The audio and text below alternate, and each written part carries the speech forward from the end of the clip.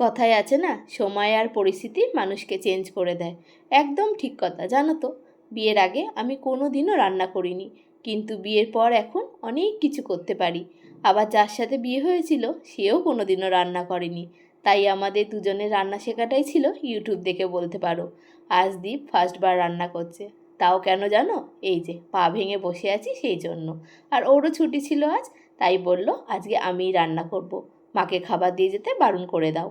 কি রান্না করছে সেটা তোমরাই শুনে নাও নিজের মুখে। পেশোয়ারি কড়াই চিকেন, একদম রেস্টুরেন্টের মতন। তার বক্তব্য সে নাকি রেস্টুরেন্টের মতো রান্না করবে। সেটা রেস্টুরেন্টের মতনই হোক আর যেমনই হোক, তাতে আমার কিছু যায় আসে না। আমার নুন ছাড়া খাবার যেমন একদিন হাসি মুখে খেয়ে উঠে গেছিলো, আমি ভেবেছিলাম আজকের রান্নাটা যেমনই হোক আমিও হাসি মুখে খাবো। কিন্তু সত্যি বলতে কি জানো, বেশ ভালো খেতে হয়েছিল। কিন্তু এই ছোট ছোট জিনিসগুলোই জীবনে চলার পথটা যেন আরও সুন্দর করে তোলে, তাই না?